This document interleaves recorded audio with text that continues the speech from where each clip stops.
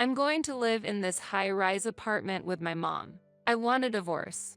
I couldn't hide my confusion at the sudden statement my husband made.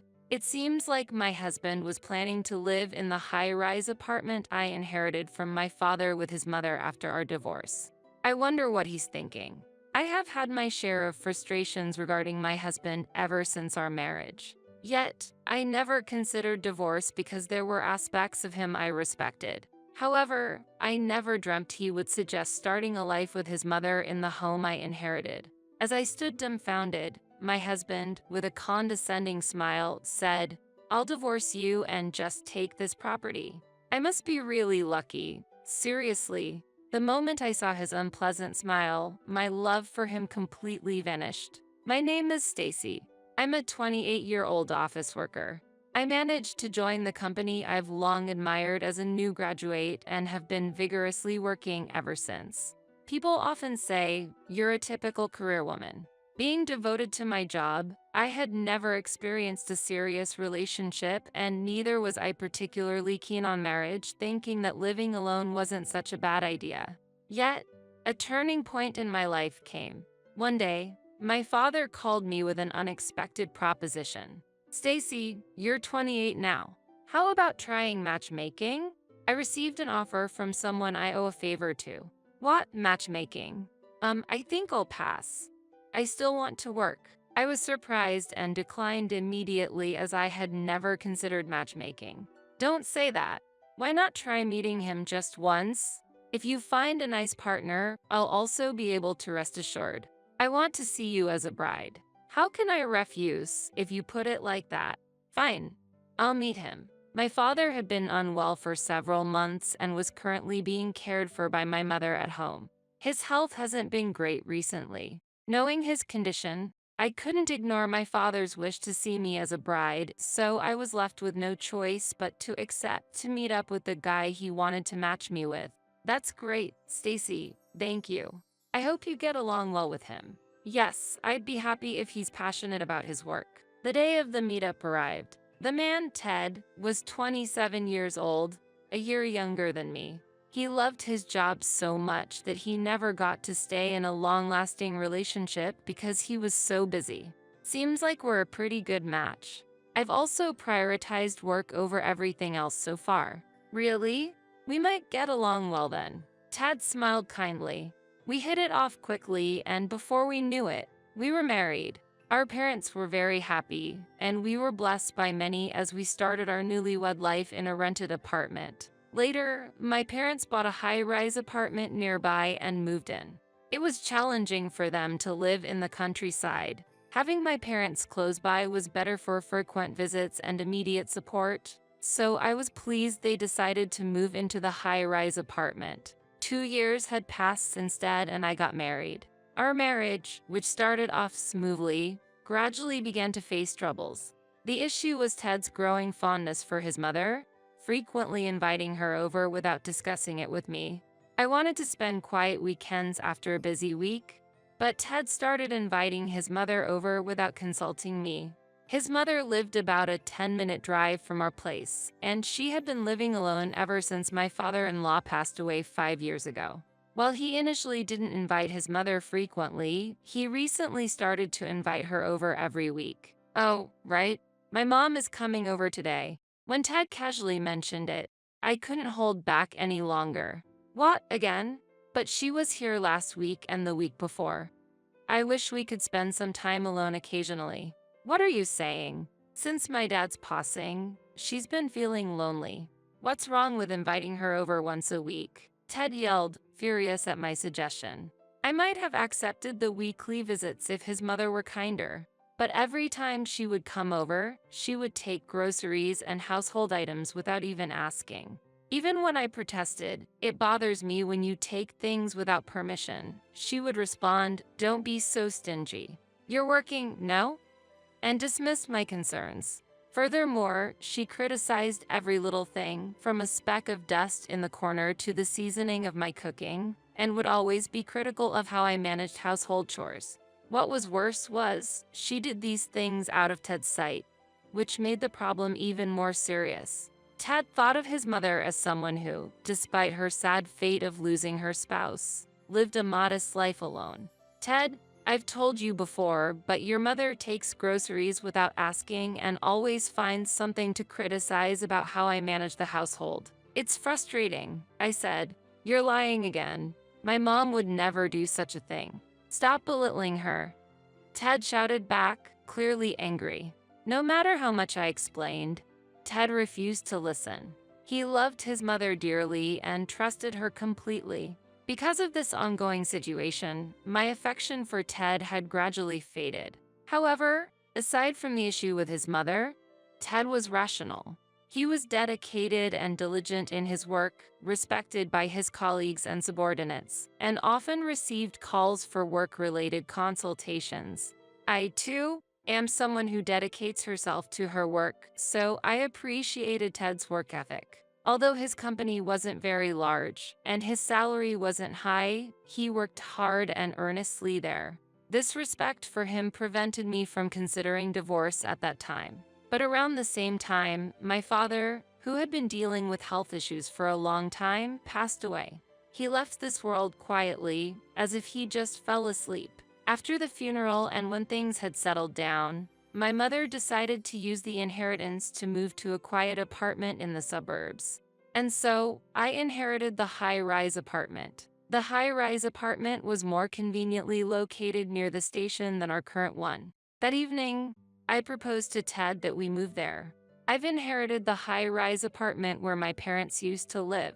My mom has decided to move to a different one in the suburbs. How about we move to the high-rise one? Of course, it will be after my mom moves out. Upon hearing my suggestion, Ted's face lit up and he exclaimed, "Lucky," and started to celebrate. He then took out his phone and made a call. "Hello, Mom. I have some great news." He seemed to be talking to his mother, telling her that I had inherited my father's high-rise apartment. After ending the call, Ted turned to me with a smug smile and made a demand as if it were the most natural thing in the world. "Give me the keys." "What?" I was taken aback and reflexively asked him to clarify. "I mean the keys to the high-rise apartment. I want to go check it out. I know the place and have visited before, but I haven't thoroughly checked it out apart from the living room. I'll just go and see." "What are you planning?" "My mom is still there. What if you disturb her by suddenly showing up? Besides, it's already late." I felt an ominous premonition about Ted's high spirits. "Oh, right. Your mom is still there. Let's at least look at it from the outside then." I didn't understand his urgency, but Ted couldn't wait and I ended up accompanying him. The high-rise apartment was about a 15-minute walk from our current one.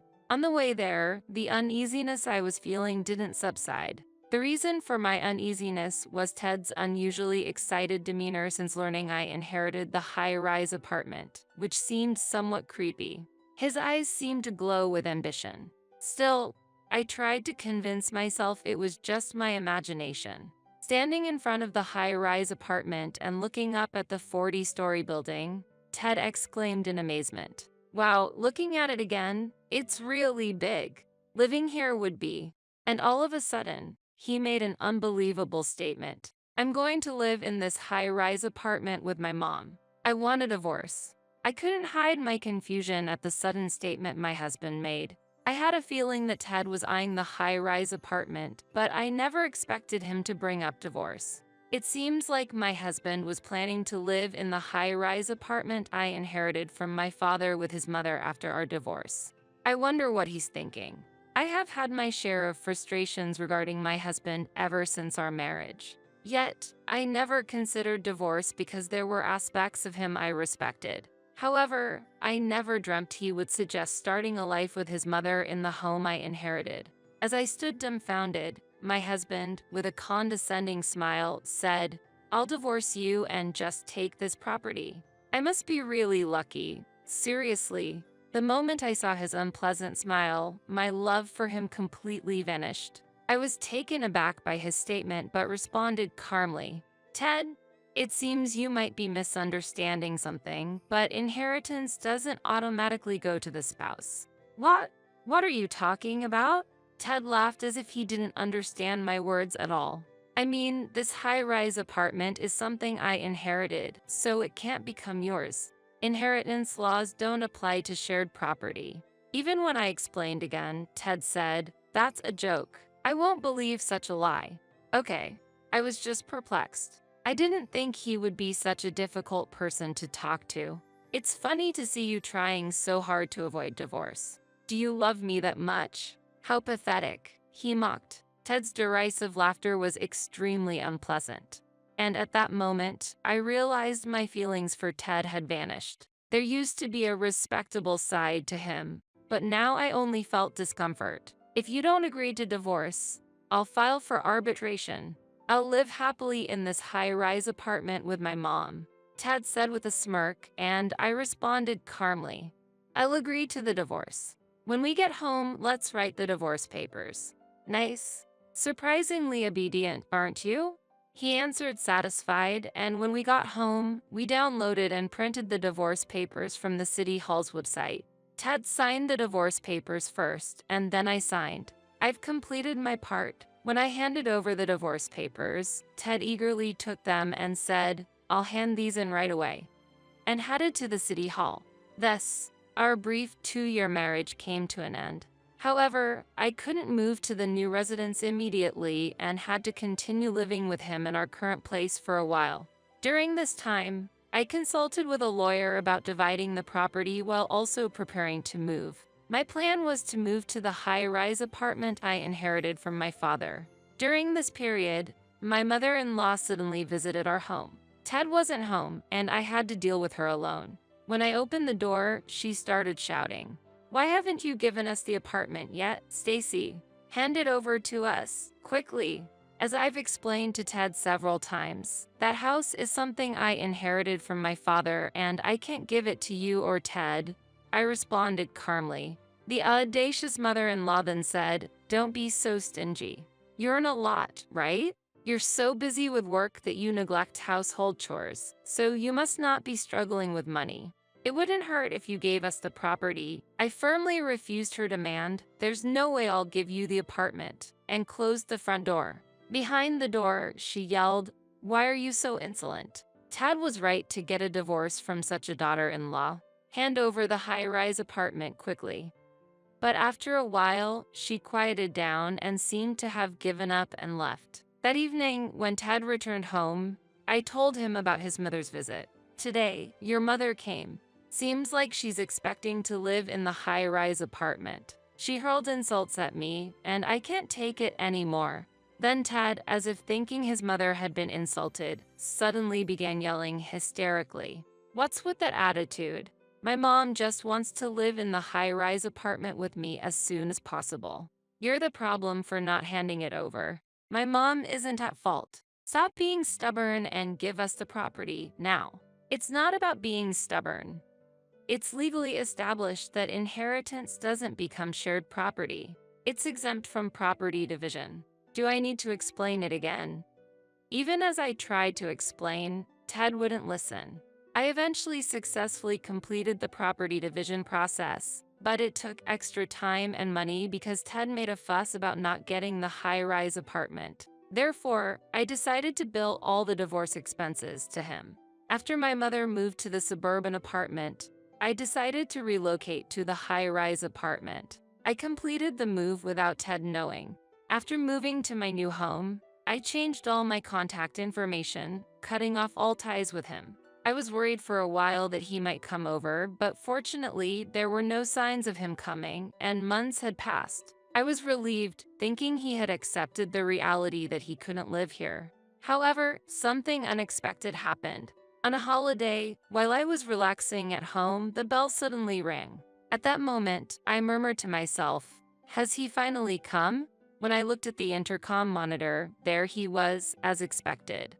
I considered ignoring him for a while, but he persistently rang the bell, and thinking of the neighbors, I reluctantly went to the door. When I opened it, Ted was furious and shouted, "Why did you change your phone number? You've changed your email address too, right? Why didn't you tell me your new contact information? Why should I? I have no obligation to explain to you." The divorce was completed and we're no longer husband and wife, and the property division is settled, so we have nothing to do with each other anymore. Don't say nonsensical things. As I responded calmly, Ted became even more enraged. Don't make lame excuses. I'm really angry. That's clearly not a lame excuse.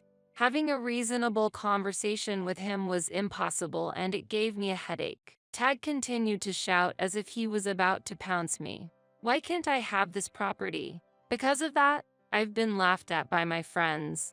It's all your fault. Laughed at by your friends? What do you mean? When I asked, Ted was silent for a while before starting to speak slowly. Seems like he had bragged to his friends about having bought a high-rise apartment when we filed for divorce and I inherited this property. Envied by his friends, Ted didn't want to hear anything about how the property division didn't allow him to get the apartment and mistakenly thought that if he kept fighting, he would eventually obtain it. Even so, I've been scorned and ridiculed by my friends as a braggart for not living in the high-rise apartment, and my mother is pressuring me about when we can move in. You're responsible for this situation. Hearing Ted's complaints, I was just astonished and lost for words. Essentially, he was blaming me for his own frustrations. I was beginning to feel foolish to continue further discussions with him, and said, "It's not my fault. I've tried to explain to you many times that the high-rise apartment is not included in the property division. There's nothing more to talk about. Please leave," and tried to close the door. However, Ted wedged his foot in the door, preventing me from closing it. "Move your foot." "Shut up. I won't leave until you say you'll hand over the high-rise apartment. You're making me look like an idiot." Ted glared at me with bloodshot eyes. "If you won't leave, I'll call the police." "Hoot, call them. Don't think such threats will make me back down. I must get this property at any cost." While Ted dismissed the threat, I calmly took out my cell phone from my pocket. "Wait, are you seriously calling the police?" Ignoring Ted's nervous whisper, I completed the call to the police. Ted turned pale and shouted, "I didn't think you'd actually call the police. Are you crazy?" And quickly left the scene. In the following days, life returned to normal, and it seemed the shock of being reported to the police made Ted avoid contacting me. However, 3 months later, I found an envelope in my home's mailbox. It had no addressee, suggesting someone had delivered it directly. Who could this be from? I muttered to myself as I turned the envelope over to find Ted's name written on it. Shocked, I cautiously opened the envelope, wary of any dangerous contents. Inside were 3 letters, written in Ted's handwriting, detailing his recent circumstances. The letter began as follows. To Stacy, since I can no longer reach you, I am honestly sharing my current situation through this letter. Please read it to the end.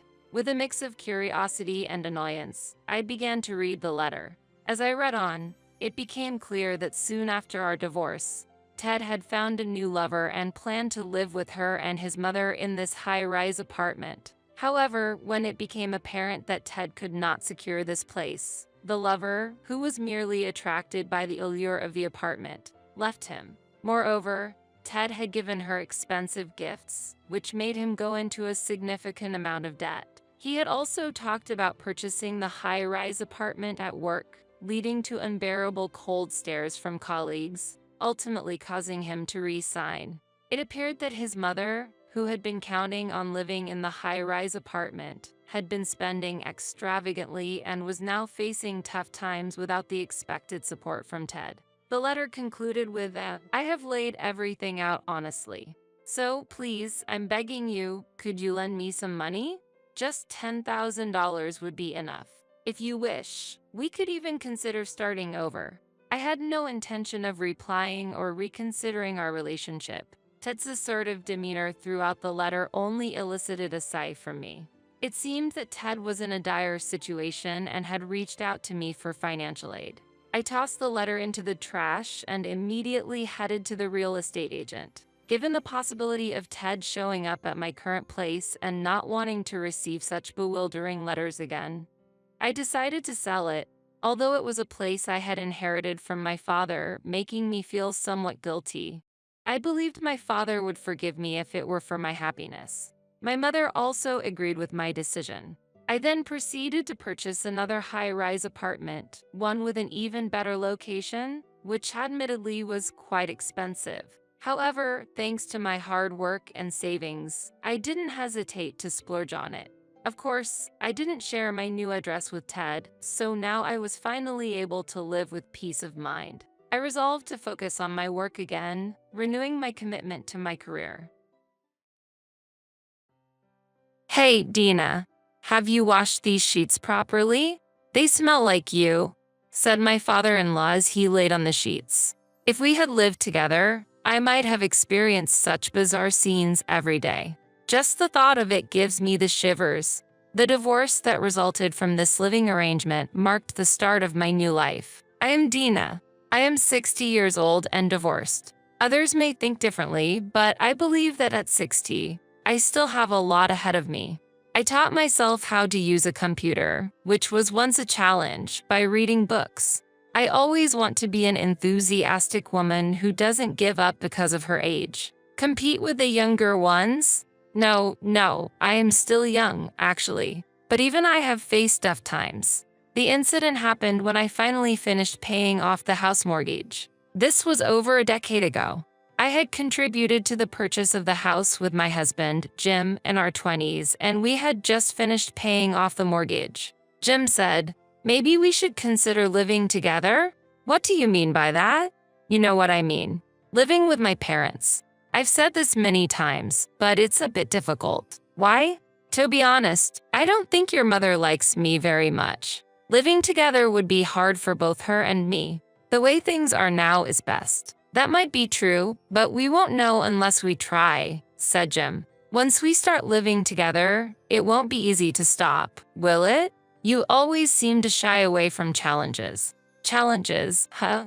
Ever since we got married, he often suggested living with his parents. Before marriage, he was firmly against cohabitation, so I felt relieved. But after marriage, he gradually started saying living together might be nice. It's like a scam. I later found out that his mother often told him, "What will you do when we get old?"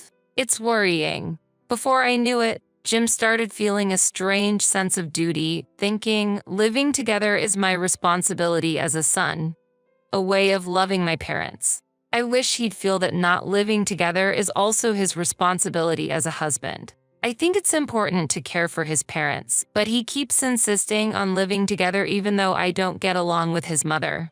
Holding back my emotions, my relationship with my thoughtless has been gradually worsened, but he seemed completely unconcerned. As the remaining amount on our house mortgage decreased, his suggestions for living together with his parents intensified. I had ignored his words until then, but this was a warning sign. Feeling an impending sense of crisis, one day, I went to the door at the sound of the intercom and was shocked when I opened it. "Hello," said my smiling mother-in-law and father-in-law, standing there. It was 7 a.m. on a Sunday morning. The sunlight illuminated their smiling faces. It was like a holy scene, but that couldn't be so. Stunned by their sudden visit, I stood there frozen. Then Jim appeared behind me, welcomed them with "welcome back," and led them inside. Wait, welcome back? What's going on? Aren't visitors supposed to say "excuse us," and the hosts, "please come in"? Then Jim's familiar words came to mind. "Let's live together with my parents." This was bad. Confused, I followed them into the house. Then, I saw my mother-in-law carefully examining the china cabinet. "What are you doing?" I asked impulsively. Look at this scratch. It's a pity to buy a new one, but doesn't it bother you, Dina? Aren't you a bit careless? I wish you'd use it more carefully. What? I chose this. I looked at the spot she was observing, but couldn't see any scratches. Maybe she saw the wood grain as scratches because of presbyopia? But I have presbyopia too, and I don't see it that way. However, my mother-in-law has always made such baseless accusations against me. Maybe she just can't like me because I stole her son, but I'm not convinced either. Well, I'll just let it slide as usual. Then I realized I couldn't see my father-in-law. Hearing a noise from upstairs, I went up with a bad feeling. And there he was, lying on my bed instead of my husband's, face down. I screamed in surprise. And without any shame, he said, "Oh, Dina, are the sheets clean? They smell like you," and laughed. Wait, wait, wait. You absolutely can't do this. Please stop that. I blurted out without any hesitation. What? What do you mean by that? Why are you, a daughter-in-law, being so impudent? Shouted my father-in-law. It's not about being a daughter-in-law. Why are you sniffing around in someone else's bed? I raised my voice. I'm just checking if they've been washed properly. There's absolutely no need for that. I strongly argued back. No, it's necessary. As someone who will live in this house, it's an essential check. What? What are you talking about? I really don't understand what you mean, I said, confused. Humph, the thought of living with such a disrespectful daughter-in-law worries me. Living together. I was shocked and lost for words. Suddenly, my husband Jim and my mother-in-law appeared before me. I wondered why it was so noisy. And here you are, said Jim. Jim, your father says he's going to live with us. Is that true? I asked my husband. Yes, exactly as it sounds, Jim answered. What? Really? The house mortgage is going to be finally paid off this month, right? Yes, that's right, but… So, I've decided that we'll live here with my parents. What? Why would you decide such a major thing on your own? No, I've been asking about living together for a while now. I told you firmly oppose it. I can't accept living under the same roof as someone who sniffs other people's sheets. I argued strongly. Did you say that? I clenched my fists, feeling a mix of surprise and anger. Besides, I've been seeing another girl for a while now. So, I don't really need to live with you. What? That's unbelievable. Well, anyone would prefer a young and cute girl over a wife who won't live with her in-laws. I wondered what he was talking about, but there was more to be shocked about. If you don't like it, that's fine. Once the mortgage is paid off, we don't need you anymore, my mother-in-law said with a smile. What? I asked again in shock. That's right. You're no longer needed. Now get out. My father-in-law said, grinning and gesturing as if shooing away a dog. So, I was just a tool to help with mortgage payments to them for a long time. Jim's income alone was uncertain, and both incomes were needed to get a new house and pay off the mortgage quickly. My mother-in-law had endured her son's marriage to me, always hoping for and waiting to be able to live together. Once the mortgage was paid off, she probably thought she could live with her son again. To them, I was useful like a servant until no longer needed. The more I understood the situation, the angrier I became. I regretted not doing anything until it got to that point. But the house was also important to me. There was no reason for me to be cornered like this. But wait a minute. A sudden idea flashed in my mind, and a light shone in my heart that was filled with despair and irritation. All right, let's all live together. What? My quick response surprised Jim and my mother-in-law the most. They might have thought I would leave easily, but they were taken aback by my unexpected answer. A life with a husband, his affair partner, and in-laws sounds fun, doesn't it? My mother-in-law and Jim's reactions to my statement were so funny that I laughed. But of course, that was just a joke. Who would live together? Of course, I'm leaving, I said. They probably didn't expect me to leave so easily. They must have thought I would beg to stay. Jim was unsettled until the moment I left the house, but I ignored him and eventually finalized our divorce. About a month later, having lost the house and enjoying my free time in a hotel after the divorce, I received a call from my ex-mother-in-law. I really need to see you, she said, though it seemed troublesome. I had a hunch, so I agreed to meet her. When I arrived at the cafe for our appointment, there sat my former in-laws with gloomy faces. As soon as they saw me, my mother-in-law tearfully said, "Dina, thank you for coming." Well, the whole family gathered. What do you need from your ex-daughter-in-law? We received a notice yesterday about the division of property. Of course, we're divorced, so we need to discuss property division properly, right? Did you think I wouldn't respond? What? Well, but the situation has changed now. The situation? I repeated the question, and Jim's dejected figure seemed even more disheartened. Jim's company has finally gone bankrupt. Is that so? I thought that might happen. I clapped my hands and said with a smile, I knew it. Dina, what do you mean by I knew it? Jim's income has been decreasing year by year, and last month, there was a delay in his salary payment. That's a sign of a company going under. Such a thing happened. Jim, why didn't you say anything? My mother-in-law's face was filled with anger towards her son. Jim let out a small leap and looked frightened. Well, I never thought the company would fail. People usually notice such things. You're just ignorant, I sharply pointed out, and Jim looked up in surprise, saying what? Immediately, I asked everyone, so, you all gathered here to tell me that Jim has lost his job and can't contribute to the property division? Surely that's not the case, right? Everyone was at a loss for words. Well, Jim was the first to speak up. Our house burned down. What? The house, it burned down. I get that. But how did it happen? It was Dad's cigarette. Huh. Ha ha ha. Living with your parents led to a huge loss. Huh? That stuff?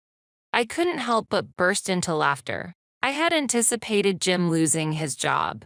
When divorcing, I thought to myself, I don't want to support such an irresponsible, unemployed husband, and living with his parents would bring more problems. There are also issues when caring for the elderly. So, divorcing was the best choice for me. But I never imagined that his father would burn down the house. This could be the perfect opportunity to speak. A mischievous idea awakened in me. Haha, I'm sorry, but it must be really tough for you. Since Dad and Mom left their home, they have nowhere to live and we don't know what to do. Jim said, truly unemployed and homeless now. Please stop saying things like that. I'm also living in a hotel at the moment, so I'm practically homeless too. But that will change soon as I'm about to get my own place. Really? Everyone was surprised at my news of purchasing a new home. Just the reaction I expected. You know that high-rise apartment near the station? I'm moving there soon. A high-rise apartment. Jim's and my in-laws' faces changed completely. Maybe a high-rise apartment is everyone's dream? For me, I chose it just because it has good security. I wasn't interested in higher floors and chose a lower one to avoid the stress of waiting for elevators. What? We want to live there, too. Dina, can we live with you? Please. Forget everything that happened before. Really, Dina? I'm asking too. As expected, my in-laws shamelessly asked to live in the ex-daughter-in-law's house. Their audacity was astounding. Could it be that my father-in-law planned to burn down the apartment as well? I'd like to help, but after all, I was just an unnecessary existence for you all. Just a wallet for mortgage payments. As I spoke sarcastically, my in-laws hurriedly started praising me. We've always admired your housekeeping skills. You certainly brighten up the home. You're thoughtful and beautiful.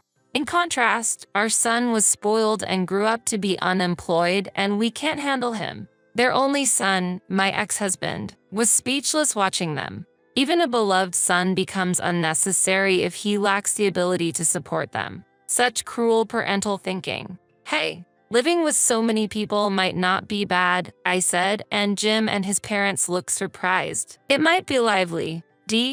Dina, what do you mean? Jim asked. Oh, I mean just what I said. As I smiled kindly, everyone's faces brightened. It might be a bit awkward to live with a divorced husband again. As I said this, my mother-in-law responded, oh, that's true. Don't worry about it. Jim doesn't need to live with you. She said cheerfully. What? Jim was shocked. That's right. Jim can live somewhere else. We can live together with you. My father-in-law chimed in. Wait a minute, Dad, Mom. Why are you leaving me out? Jim protested. Because we can pay Dina for food with our pension, but you can't, his father explained. So, they planned to forcibly live in the high-rise apartment and only paid for meals. I was about to say that, but chose to remain silent and observe the family discord I had instigated. Go ahead, fools, play right into my hands. Then, if you both are receiving pensions, you should find another place to live. We can't afford such wastefulness without a job, not knowing what our future holds. What future are you talking about? You're already in your twilight years. You're an elderly couple with unsteady feet. How rude. We're still healthy. If you're healthy, find a job and use that income for the future. I can't even take a bath or go to job interviews in my current state. Clean yourself in the river. You're always thinking only for yourself. What? You're saying that when you don't do it yourself, you're a failure, an arsonist. Who's the failure? You, the useless son, unemployed and worthless. We don't need you. We're cutting ties. That's fine. I'd rather not have parents who disregard their son. During this family argument, tension filled the air between Jim and his parents. My mother-in-law, in a soft voice, tried to calm my father-in-law. You don't really mean to cut ties, do you? However, Jim's firm stance only fueled his father's anger further, and he refused to retract his decision to sever ties with him. Moreover, my father-in-law jokingly said to me, "This makes the room bigger, huh?" His words hinted that he had fully accepted a new life in the high-rise apartment, planning to live in my home. I asked with a bit of sarcasm, "Can't you misunderstanding something?" Everyone looked at me in surprise. The size of the room hasn't changed from the beginning. I have no intention of living with you all, I calmly stated. What do you mean by that, Dina? Asked my father-in-law. I replied indifferently, it doesn't have any deep meaning. I just said that having many people around would make life lively. Nothing more, nothing less. At that moment, my mother-in-law objected, "What? But from your words, it felt like you were considering living with us." I raised my voice slightly. It's quite interesting to see you two so easily choose life in a high-rise apartment over your son. Jim always disregarded my opinions and wanted to live with you, but what about now? Isn't it time to realize how unreasonable your proposals have been, Jim? Can't you see the reality even after your house has burned down? Then Jim looked at his parents with deep anger. Indeed, you're right, Dina. I believed in giving back to my parents, but it seems they never thought the same of me. Wait, Jim. My in-laws couldn't hide their surprise at his statement. Jim, I was wrong. Let's forget the estrangement. So, Father, you just want to rely on your son because you can't live in my house, right? What? No, that's not it. Do you really think so? You seem clearly unsettled. As I smiled and said this, my father-in-law began to panic. Seeing this, Jim's anger became more apparent. I don't need such parents. Estrangement it is. Jim shouted angrily, and his parents begged frantically, "Please listen," but he wouldn't hear them. Instead, he turned to me. "Thanks to you, I've come to realize I want to start over." What, really? Yes, I'm serious. You did all this to wake me up, right? Haha, stop it.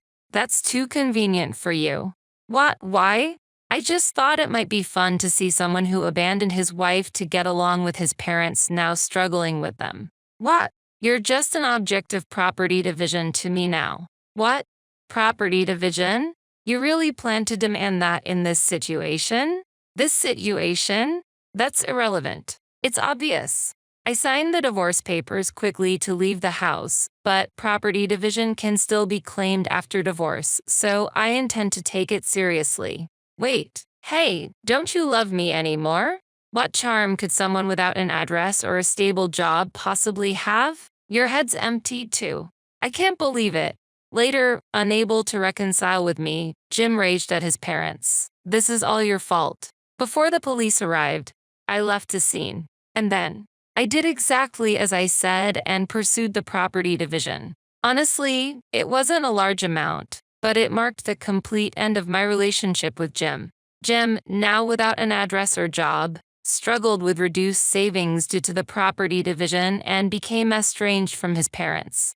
He seems to be living a wandering life, moving from various places, doing odd jobs daily, staying in cheap lodgings, sometimes even sleeping in parks.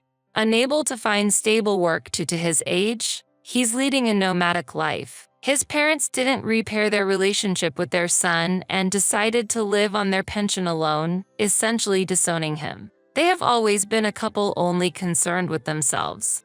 Meanwhile, I have been living a relatively affluent life due to my investment activities I started before the divorce. Recently, I began attending a local programming school to improve my computer skills. I'm the only one in my age group, but I'm surrounded by children, making me feel like I have many grandchildren. Though I never had children, I find warmth in being surrounded by children in this way.